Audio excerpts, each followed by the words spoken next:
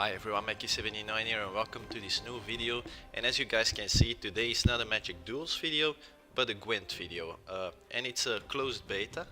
Now for those who don't know what Gwent is, it is also a strategic card game, just like Magic Duels. Of course different, it plays totally different. And it is in the universe of The Witcher, specifically The Witcher 3. For those who played The Witcher 3, Gwent was a mini game inside that fantasy game. Now, Gwent was so popular among the fans that they asked CD Projekt Red to make a standalone game of Gwent. CD Projekt Red saw potential in that game and they decided to go for it. Now, like I said, this is a closed beta. You had to sign in to play this. I don't know how long the beta will last, I have no idea. I do know that I got my code last week and I think the beta has already launched for 2 weeks now, I guess. Anyway, so I've been playing it a little bit over the weekend and I decided to make a video of this game because it's really fun. And if you guys are able to check it out, make sure that you do. I don't know if you can still sign in for the beta, I guess so, but I don't know for sure. Of course I will keep making Magic Duels videos, but Gwent will also be a free-to-play game, just like the concept of Hearthstone and Magic Duels and all those other card games with microtransactions in it. But like I said, of course I will still be uploading Magic Duels videos, and I will see if Gwent on my YouTube channel is popular. If people like it, then I will keep posting videos of it as well. Now, for those who don't know what Gwent is, I am going through the tutorial right now, because it will be a new game for lots of people. And yeah, I played it a bit in The Witcher 3, but I didn't play it that much. It was pretty fun, and of course now it's much bigger, more cards, more strategy and everything. So welcome to Gwent. Yeah, we got some free cards. I already have them, of course, because I already played the tutorial. And we're not gonna skip it because I wanna show you guys how this game works. And Gwent is a game where two armies like in mortal struggle. Go figure. The goal is to win 2 rounds against your opponent. Okay, continue. Okay, so I am on the bottom. I'm the blue player, and we both get a crown. And when one of us get a victory, the crown, you get half a crown. And of course, you get to win you have to win 2 rounds. So when the crown is full, you won the game. And if you play a round that is a draw, then you both get 1 point, so that's important as well. Now this is very important because this number resembles the total strength of your army, and whoever has the most total strength at the end of a round wins and gets half a crown. So that's actually the way the game works. That's the point of the game. You have to win by having your total strength more than your opponent. So actually it's a case of who has the biggest army. Some cards are already placed on the battlefield now, so they're called units in this game. And placing them increases your total strength. So you can see that every creature that's on the board has a number, and that's the strength. It's also the toughness. There's no strength toughness difference like in Magic. It's the same number. So if you do damage to a creature, he loses his strength as well. You can only play 1 card a turn, and once that's done, it's the other player's turn. Your opponent will play first in this match. Okay, so that's already a big difference with Magic. You're limited to playing 1 card a turn. Now, in the beginning, I thought that would limit the game really hard, but at first sight this is a simple game, a bit like Hearthstone maybe. It doesn't go as deep as Magic, but you can do a lot of things, and yeah, it's just pretty fun. It goes fast, you guys will see.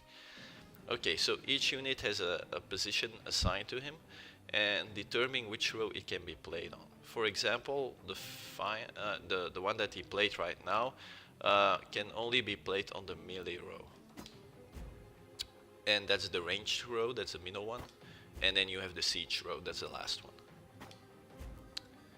So as you can see on the cards, there is a symbol under the number, under the strength, and that represents, that's an icon that represents where your unit will be placed on the battlefield. So the first one will be placed on the ranged, and the two others will be ranged on the melee.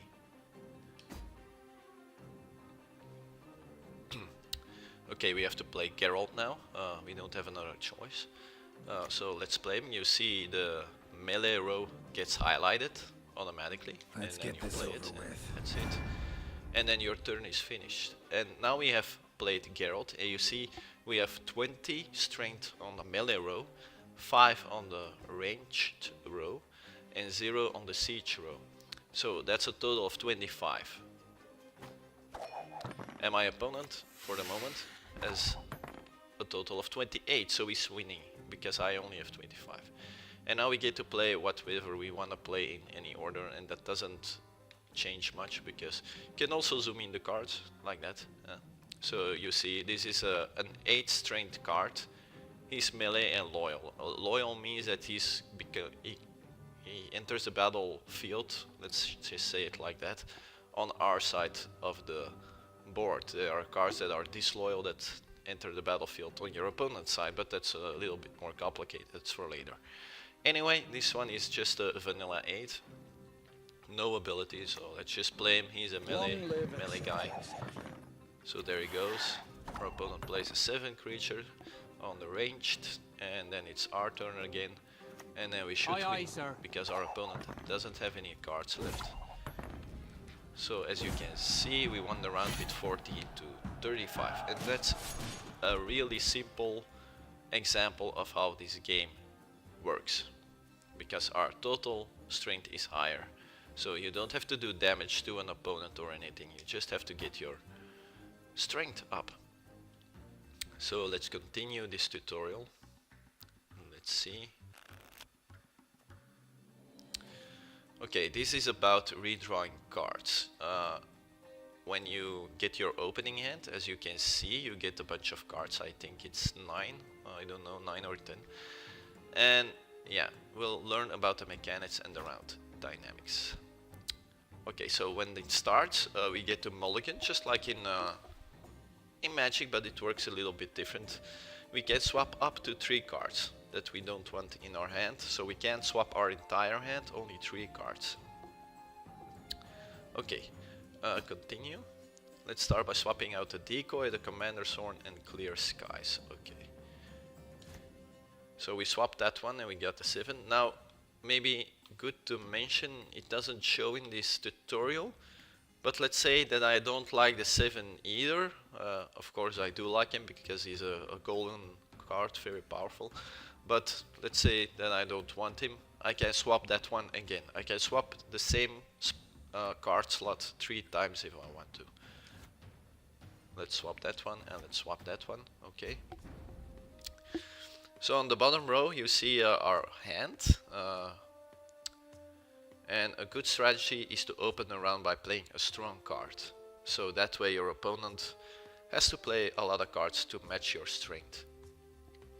Now the game, you have to win the 2 rounds, so there will be maximum 3 rounds, but you don't get another hand. You get this hand and you have to play potentially 3 rounds with it, and if you can win fast, only 2, but yeah, when the second round starts you draw 2 cards, and when the last round starts you draw 1 card. So this is it, you have to do it with this. So card advantage is very, very important in this game. So if I play Geralt now, like the tutorial says I have to,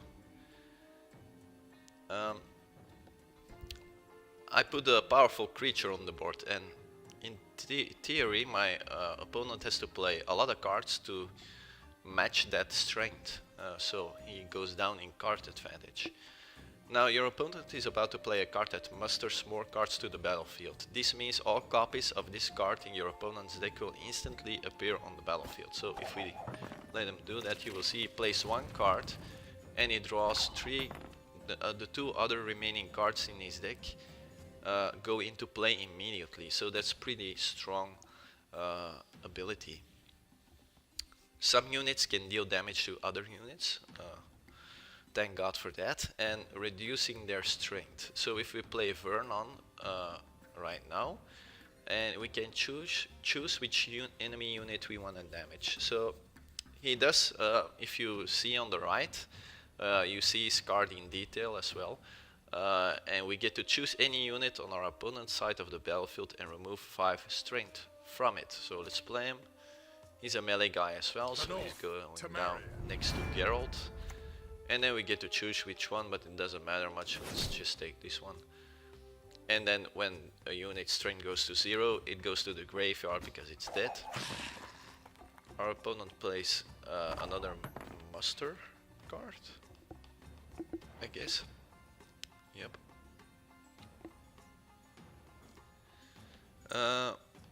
Yeah, play your remaining cards in any order. I don't think that matters much, so let's play this ballista. It does 2 damage, so to a unit.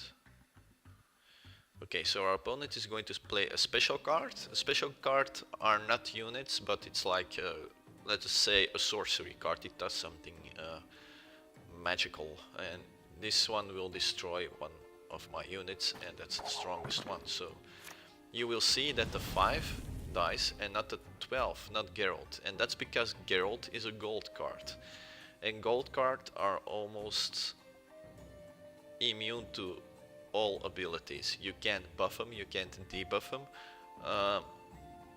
That's why they are so powerful. Your opponent has a difficult time dealing with them. Yeah, that's basically it, I guess. This would be a good time to pass. Your opponent will need to play many cards to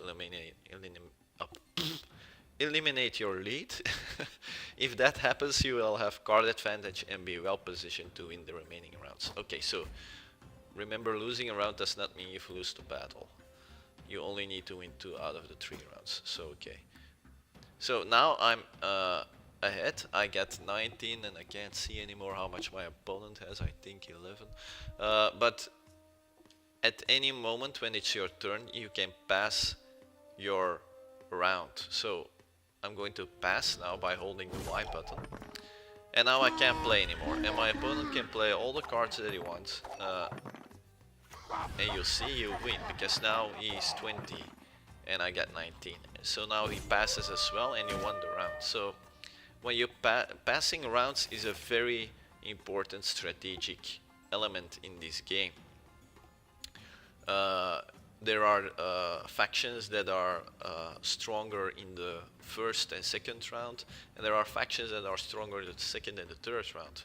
So that's a lot of potential and a lot of strategy that you gotta think about and that you can build around. So very important element. So we're gonna start another round, and our opponent won the previous round, so they start. And at the start of the second round, both players draw 2 cards from their deck. So I already forgot that when your opponent wins the round, they start the next. That's something that I already forgotten. That's sometimes it's important to know. So like I said before, we get to draw 2 cards in our opponent as well. But now, because we skipped the previous round, because we were ahead and our opponent had to play a lot of cards to win the round anyway, he's down on card advantage. He's only got 5 cards right now and we have 7. So, and he draws 2, so he goes to 9, but we draw 2 as well, so we go to 9. He goes to 7 by the way. Play your remaining cards in any order. Okay, so he plays an 8. Let's play an 8 as well. Best give up now. On the melee row. Okay, so he plays something that does damage to my creature. Yeah, he reduces 4 strength from my unit. Let's see. Let's just play another one of those. I don't think they matters much in this tutorial what you play first, because they don't do that much. Now I could shoot away the tree string, but I guess it's more important to shoot away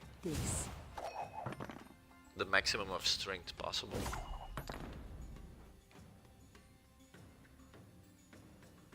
Okay, now we have more strength and our opponent passed. So there's no point in playing anymore because we already won. So if every card that you play now is lost. Because, like I said, you take the cards to the next round. So let's press and hold Y and win the round.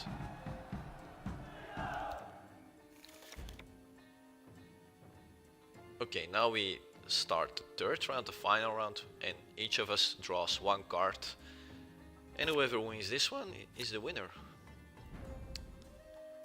Okay, so let's see. I'm not gonna play the ballista because that does damage. And this one,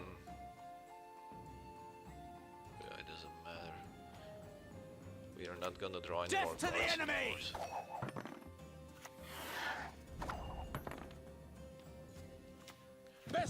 So we can always take a look in our graveyard as well.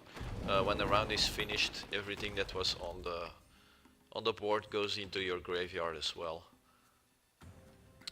It's our turn again. Let's play this one. Alert to arms!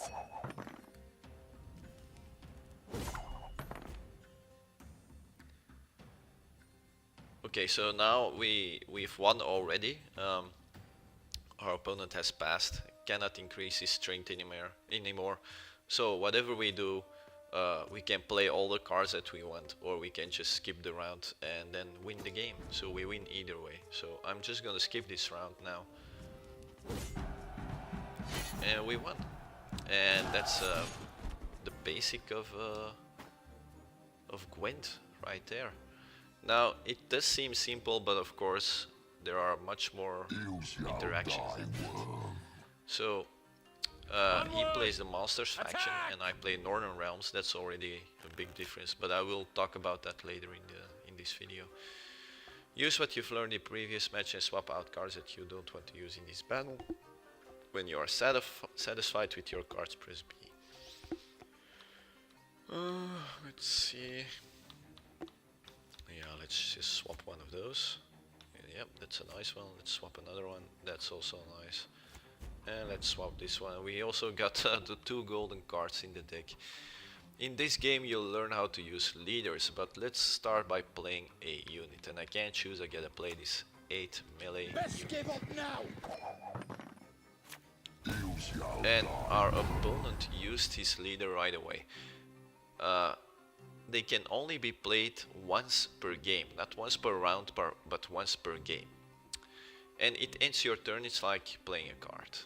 Now in this case, his leader comes onto the battlefield and he's got a strength of 10 and he's gold, so he can be buffed or debuffed in an easy way. And we have to use our leader by pressing X or by highlighting him and double pressing A. We gotta do that now, we don't have a choice, so let's do this.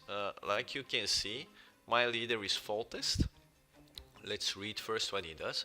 Choose a bronze unit on your side of the battlefield. Create and play a copy of it, keeping all modifications made to the original unit. So yeah, this is also a very strong ability because Northern Realms, they like to buff up their creatures and then make a copy of it with Foltest, and yeah, that's pretty strong. So now we're just gonna make a copy of an 8, so we got a double 8 strength creature, but when you play online you can see all kind of shenanigans going on, and there are more possibilities than that. But anyway, let's just do this. And you can only make a copy of a bronze card. So our opponent is going to play a weather card. A weather card is like a special card, like I said before. And in this case, a weather card reduces the strength of all units on a row to a minimum, so to 1. But they affect both sides of the battlefield, so your side will be affected as well. So that's something to bear in mind when you build a deck. They don't affect gold units, like I said, they can be buffed or debuffed. Yeah, so usually when you play this when your opponent has more strength on that row than you do, of course. We can remove those negative effects by discard, for example, remove all weather effects from the battlefield. And then all our units get their original strength. Clear skies. Okay, we have to play that now. And there goes a frost. And now we can play however the hell we want. Okay, the Commander's Horn is a card that doubles the strength of all non-gold units on that row. And we have to play that now. So now there's 16-16, and if I made a copy now of that 16, yeah, it would be the same of course, but you know what I mean. You can do some crazy stuff with that. As you can see, now you have a significant lead, so we're going to pass the round and win that round. Okay, draw some cards here. Another horn. Now you know the basics. Continue playing to find out more about the game, the tactics you can set in motion, and the foes you will face. With each battle you'll gain experience and hone your skills. Use that knowledge to bring your enemies to their knees. Good luck and have fun. Alright, thanks. Okay, so I'm in advance, so let's get this right out of the way. Let's get this over with. See what our opponent does. Okay.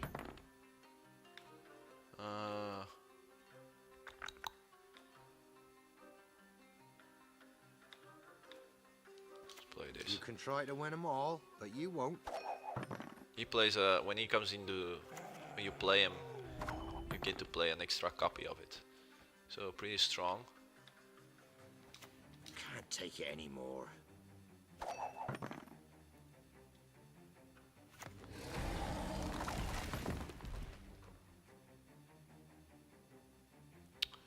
What's that one here? Oh, it's breathable. Yeah, okay. So the little color that you see before, if you zoom in and you see a little color, so necker, and before that is a stripe in silver. So I guess that's a rarity of the cards. This is a golden card or whatever, and this is a rare, I guess. So that's the type of card, I guess, because you don't always see it right away. So you also see it on the border. So Geralt is a golden card, but he has a purple thing before his name, a purple stripe. So that purple, that's the rarity of the card. There are lots of rarity difference. So this is a rare, and I think this is epic or something. I don't know the names actually. This is yeah, legendary maybe. I don't know the names yet of how that works. But anyway, let's continue this game. I'm just gonna go nuts on my front row and then play this. We can do that at the end. We don't have to do it right away, of course.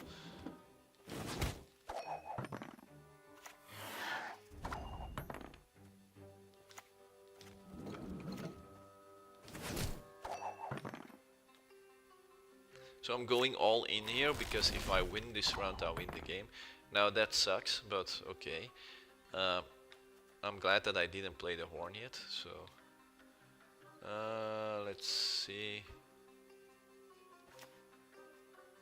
The north, Temerian. Now he isn't affected because he's a gold card, so.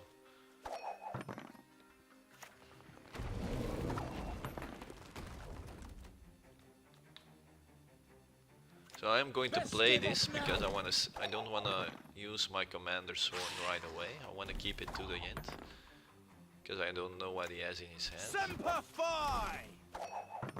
Now I'm already at 36 and he's on 10, so chance that I lose is pretty slim. My studies are more important than this.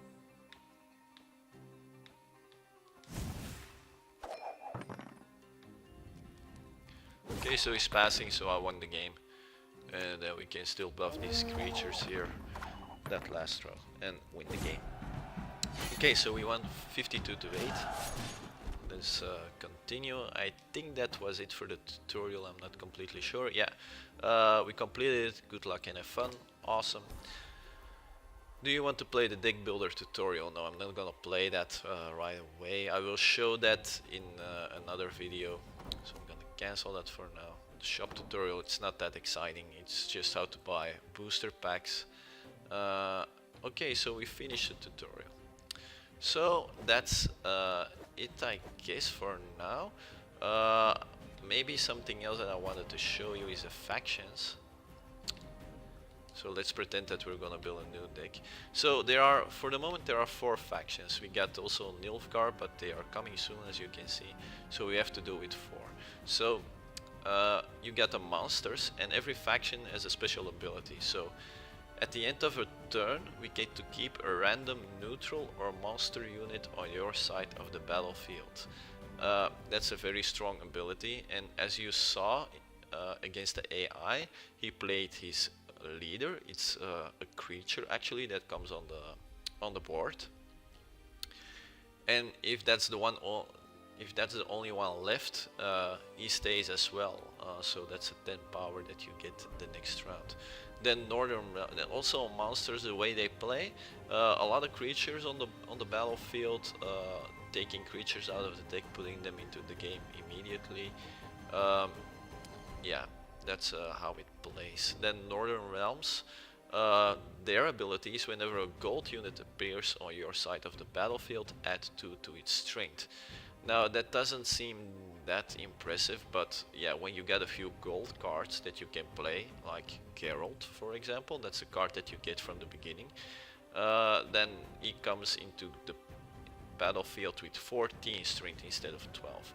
Now that's already pretty good, but Northern Realms also works a lot different than the monsters.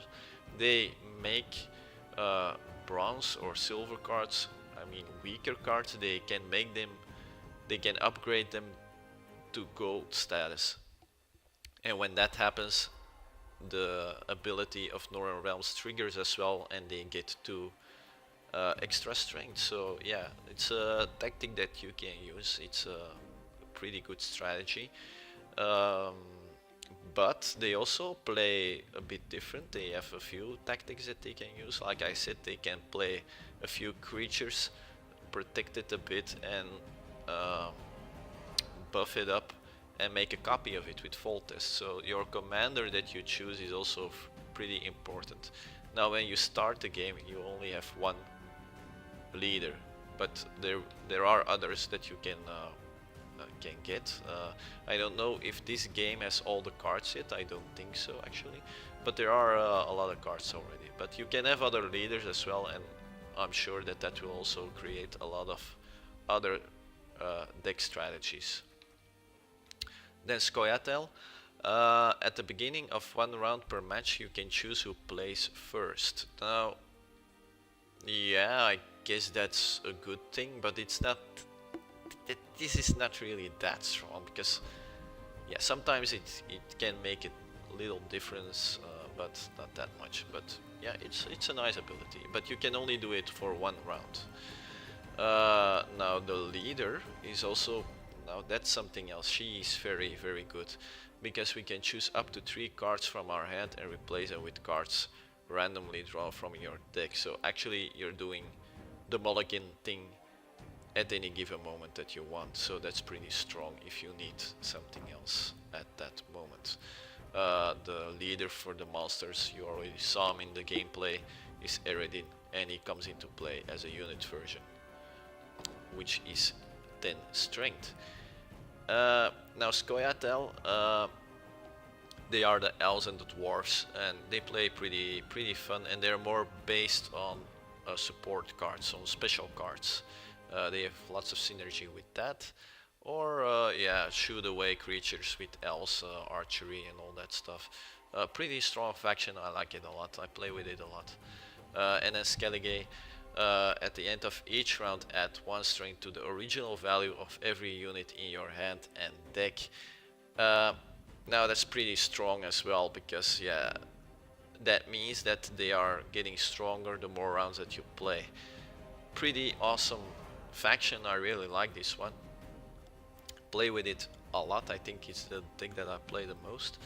And they also how they're more the Viking style, as you can see on the picture, and they play a lot of from the graveyard, and you guys know from Magic that I like that a lot. So that's pretty nice. And when I make a next video, it will probably be about this faction. So that's it for now. Let's just check the leader real fast. And when you play this one, you get 2 clan warrior units, and those are basically 2 5-strength units. Pretty nice. So I'm not gonna build a deck right now, and then Nilfgaard is coming soon. So I don't know if Nilfgaard will be in the game when it releases. Is it an expansion? CD Projekt Red already announced that they are going for the long run with this game, so expansions will be coming as well. But of course, we first have to get the base game. And yeah, it's pretty fun. I'm enjoying this game a lot. It goes pretty smoothly. I had a few crashes when I started the game up, but that's been a long time already. Yeah, like I said, it runs pretty smooth for a beta. I find games pretty fast because it's also cross-platform, which is pretty good. I find games easier with this beta than with Magic Duels, unfortunately. That is something that I have to say, but it is like that. Now another thing, maybe interesting, then I don't have to mention these in other videos, the shop real fast.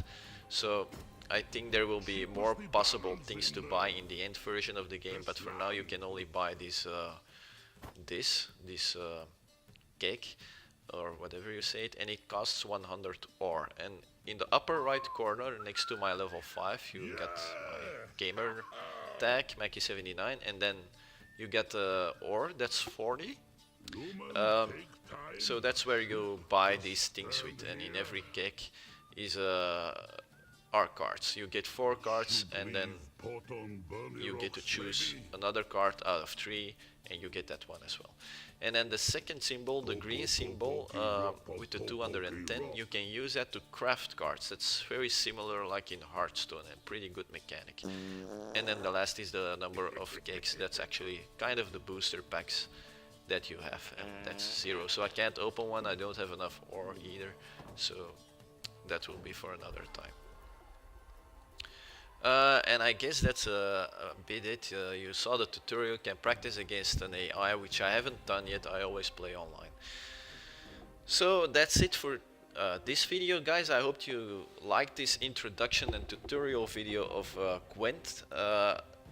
Let me know what you guys think of this game, if you play it, if you don't play it, you like these videos or not. I'm gonna make a few of them, and I will see in the future if there is an audience for it or not. But I really like it, and I hope in next videos I can show you that the gameplay is of course a bit more complicated and more fun than you saw in this tutorial, because let's face it, basic those card games are always a bit boring. Even Magic Duels, if you play the cards only with the basic rules, then it's boring as well. So yeah, let's close this video, and I hope I see you guys at the next Gwent video. Bye guys, see you later, have a nice day.